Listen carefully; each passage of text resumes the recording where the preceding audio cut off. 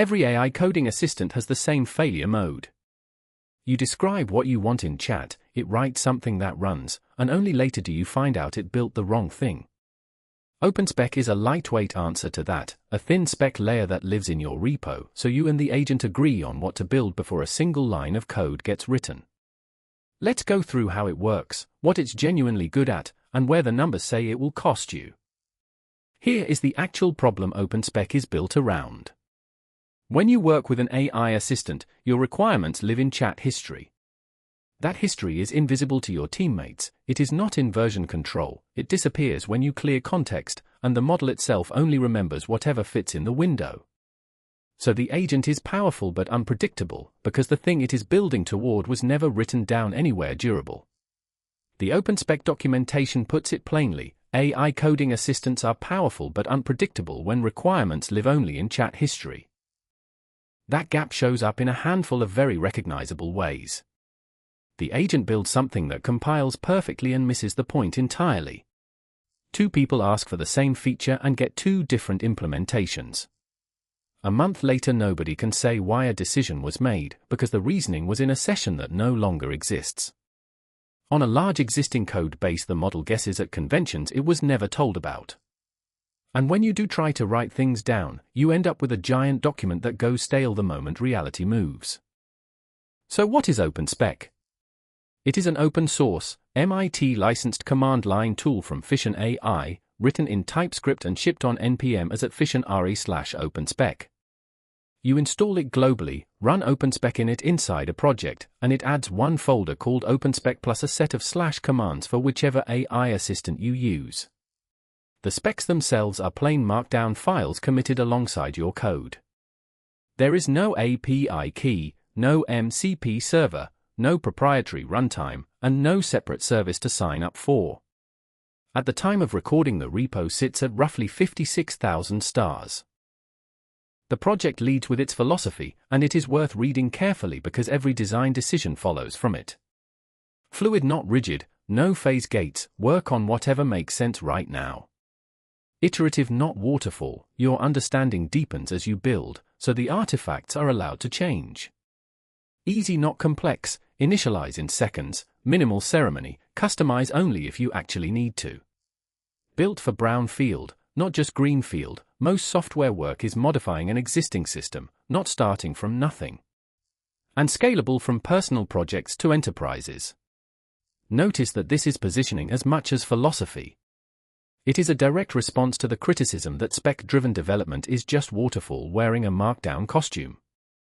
Setup is deliberately small. You need Node 20.19 or higher.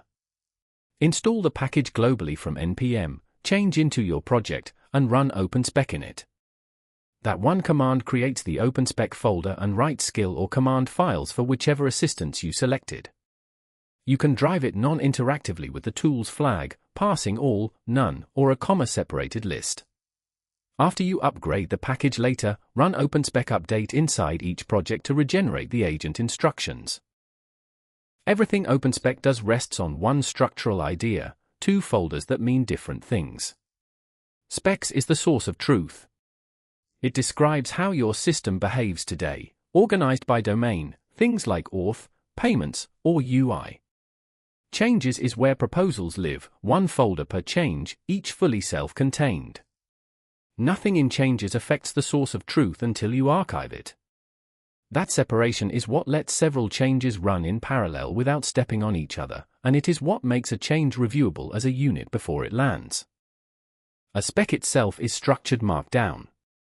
A purpose line, then requirements, and under each requirement one or more scenarios. Requirements use the RFC 2119 keywords, shall, must, should, may, so the strength of the obligation is explicit rather than implied. Scenarios are written given, when, then, which means each one reads as something you could turn into an automated test. And the documentation is firm about what does not belong here, no class names, no library choices, no step-by-step implementation. A spec is a behavior contract. If the implementation can change without changing externally visible behavior, it does not go in the spec. Now the idea that actually distinguishes OpenSpec from its competitors, delta-specs. A change does not restate the whole specification.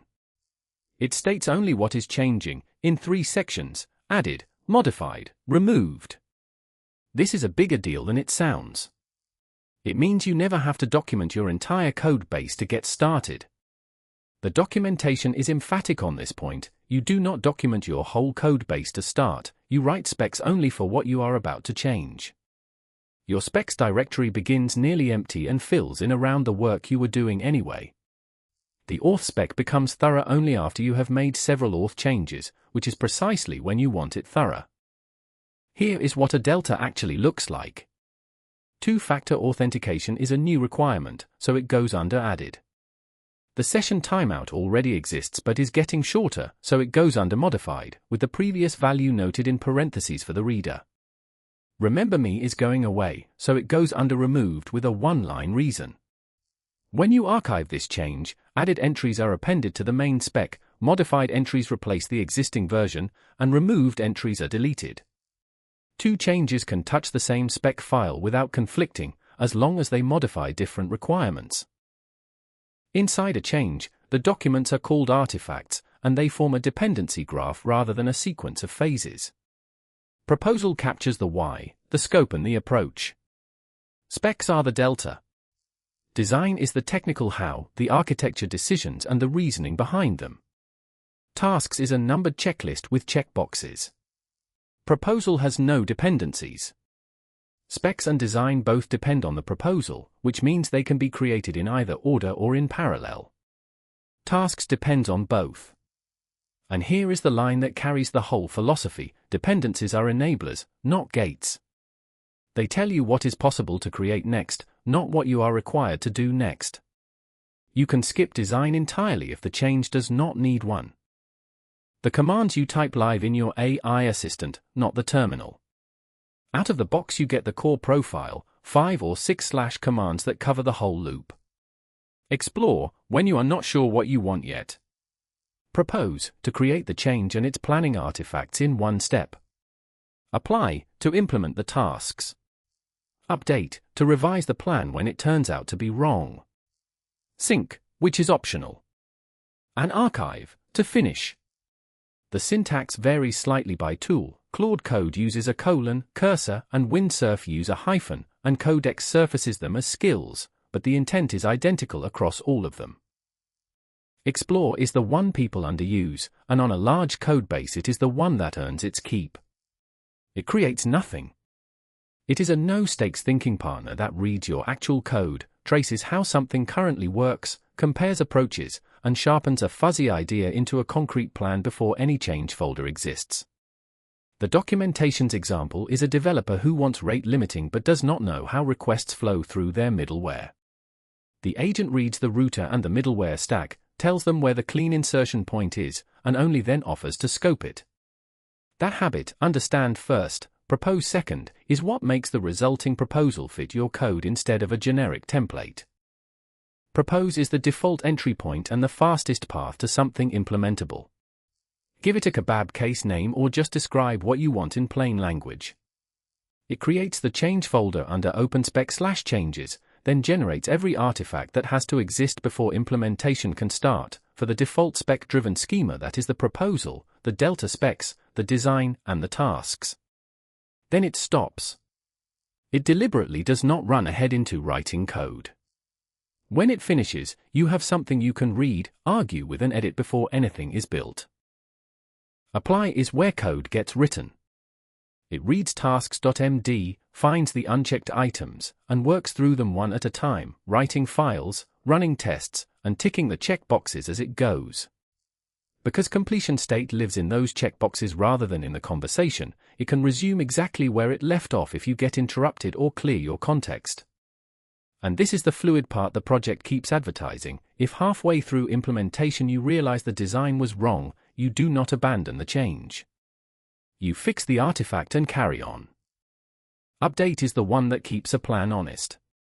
Tell it what changed, say you have decided to store the theme in a cookie rather than in local storage, and it reads all the artifacts, finds every place the old decision leaked into, and reconciles them. Crucially, it reconciles in any direction. A change to the design can ripple back into the proposal. It confirms every edit with you, one artifact at a time, before writing anything. And it only ever touches planning artifacts. It never edits code.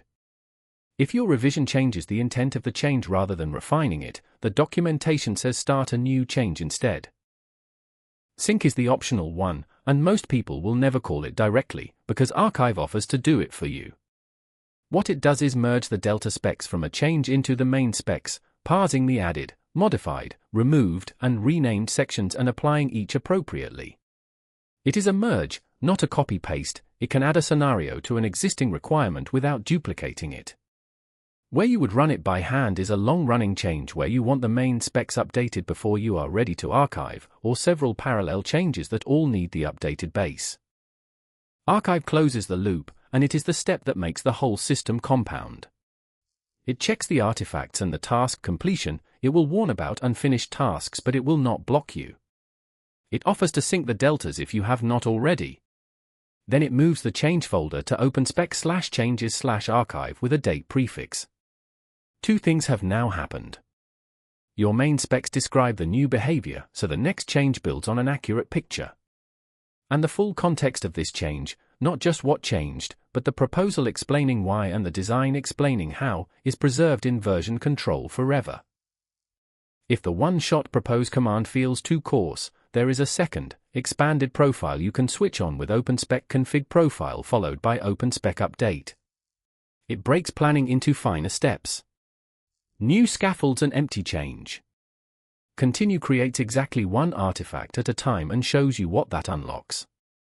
Fast forward creates them all at once. Verify checks the finished implementation against the artifacts across 3 dimensions, completeness, correctness and coherence, and reports issues as critical, warning or suggestion without blocking your archive. Bulk archive handles several finished changes together, including resolving spec conflicts between them. An onboard is a guided tutorial that runs the entire loop on your own real codebase. Let's make that concrete. Take the example the documentation itself uses, adding dark mode to an application. You type /ops:/propose, add dark mode. What comes back is a change folder with 4 artifacts in it. Let's look at 3 of them, because the shape of these files is really the whole product. The proposal answers 3 questions and nothing else. Intent, what problem are we solving and why does it matter? Scope, what is in, and just as importantly, what is explicitly out. Custom color themes are named here as future work so nobody has to ask. And approach, the shape of the solution at a high level. That is the whole document. It is short on purpose, because its job is to be the thing you argue with before anyone writes code, not a design document. The delta spec turns that intent into testable behavior. One added requirement, the system shall let users choose between light and dark, and underneath it, scenarios. Manual toggle, given a user on any page, when they click the toggle, then the theme switches immediately and the preference persists. System preference, given no saved preference, when the app loads, then the operating system's color scheme is used. Notice what is not here. No component names, no file paths, no mention of React. Those live in design.md. This file is behavior only. And tasks is the boring one that does the most work.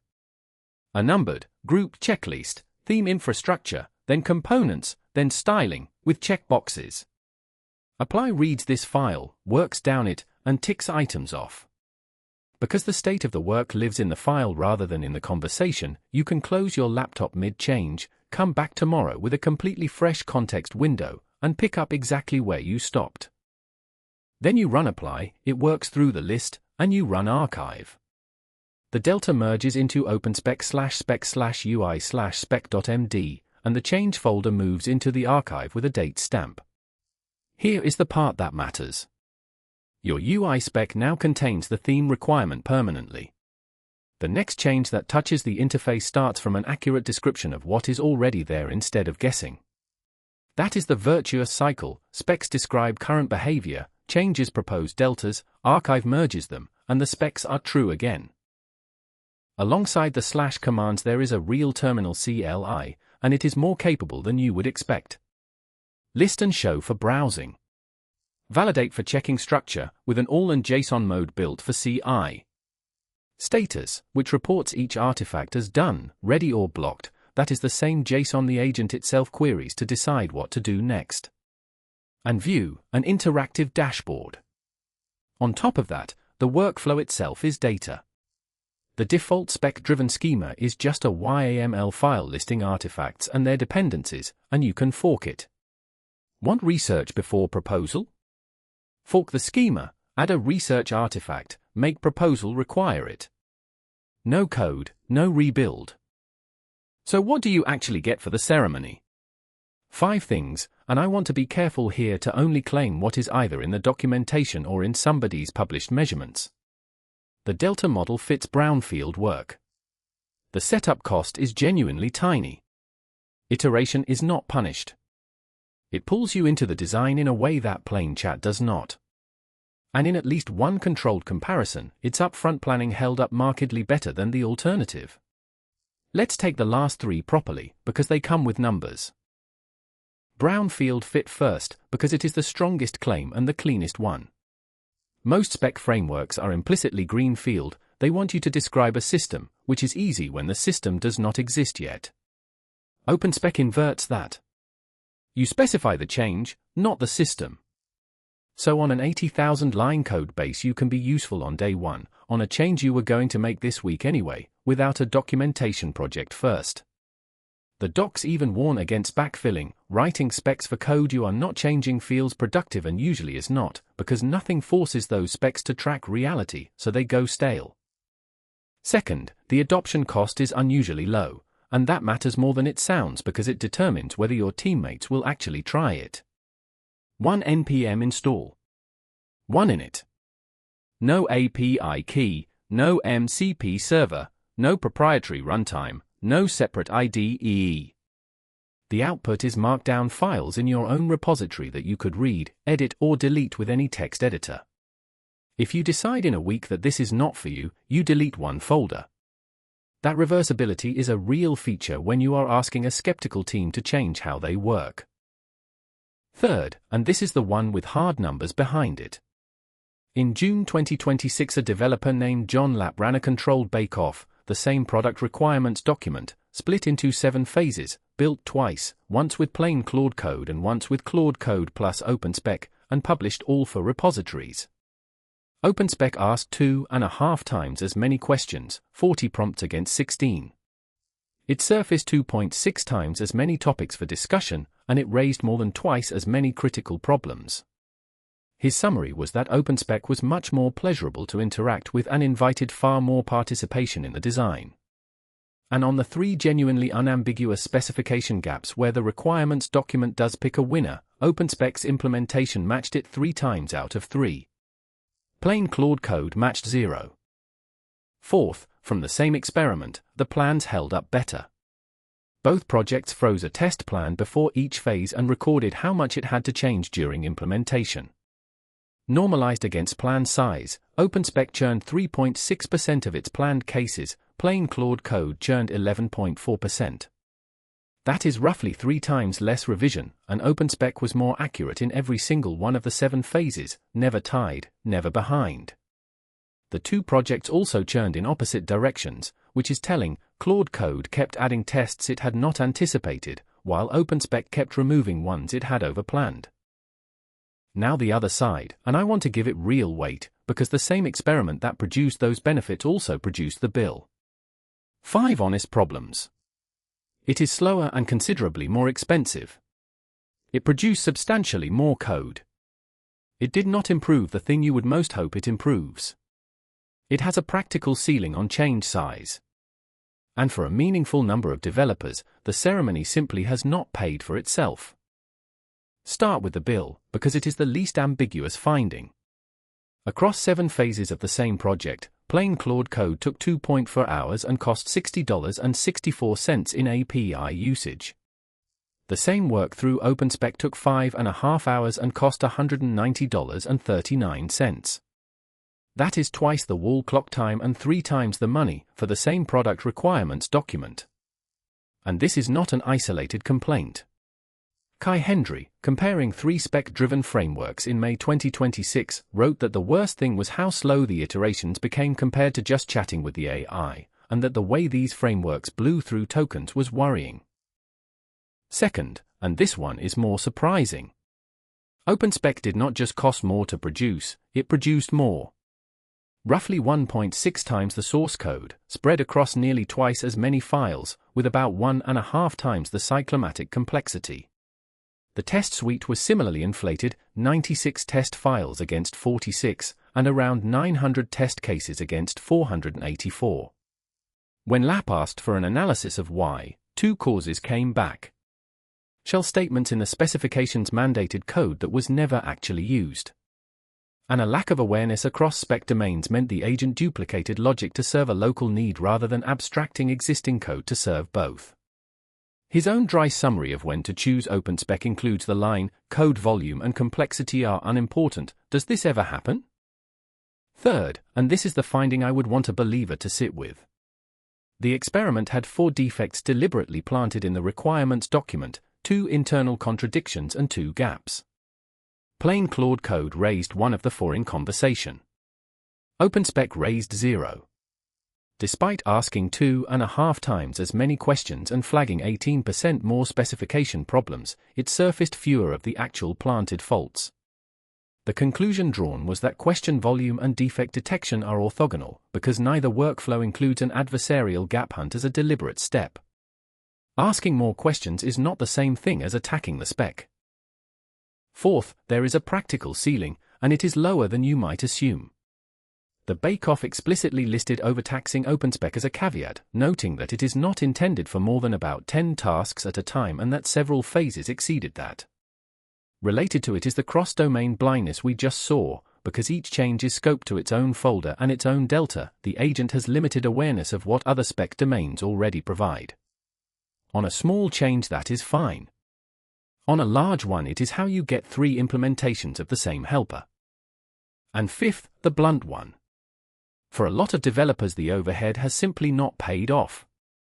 One write-up from April 2026 describes trying to redesign a front-end with OpenSpec and GPT-5.3 codecs, roughly 2 hours and a lot of tokens, and the result looked almost identical to what they started with. A second attempt with Copilot and Haiku was smoother to drive and no better in outcome. They then deleted the framework, wrote a single instructions.md file, and got faster, cheaper, easier iteration. Their conclusion is worth quoting: the structured spec-driven workflow introduced a lot of overhead without delivering better results. That is one person's experiment on one UI task, and it is not a general verdict, but if you are about to adopt this across a team, it is the failure mode to plan against. So when is it worth it? Reach for OpenSpec when understanding matters more than raw speed. When the design is genuinely not settled and needs hashing out with something that will argue back. When you are working on an existing code base where a delta is the honest unit of change. When more than one person needs to review the intent before code exists. When you want the reasoning behind a decision to survive in Git rather than in someone's memory. And when a junior developer is learning from the agent, because the artifacts make the AI's decisions inspectable in a way a chat log never is. And when to skip it. Skip it when the design is already clear in your head. If you have broken the work down mentally, the framework is charging you to write down something you already know. Skip it for one-line fixes and small bugs. 2 hours of ceremony for a broken image upload is not a good trade. Skip it when the API bill is the binding constraint, because 3 times is 3 times. Skip it when minimizing code volume and complexity is a priority, because the measured result went the other way. And skip it for very large single changes, split them instead. If you do try it, 5 things make the difference between it sticking and it being deleted in a week. Start with one small, real change you were going to make anyway, not a toy, not a rewrite. Use explore before propose, especially on unfamiliar code. It is the highest leverage habit in the whole tool. Fill in the context blocking config.yaml with your stack and conventions, so proposals fit your code base rather than a generic template. Commit the OpenSpec folder to Git, the specs and the archive belong in version control next to the code they describe. And actually read the generated specs. In the bake-off, not reviewing them was listed as the first caveat, and several of the problems that followed trace straight back to it. So, the takeaway. OpenSpec is the lightest credible way to put a spec layer between you and your coding agent. Its Delta model genuinely fits real, messy, existing code bases, and the one published head-to-head we have says it makes you a better collaborator and gives you a plan that actually holds. It also says it will take twice as long, cost 3 times as much, and write half again as much code. Both of those things are true at once. The question is not whether spec-driven development works. It is whether, for this change, understanding is worth more to you than speed. If clear, sensible thinking is what you are after, subscribing is the most direct way to get the next one. See you in the next video.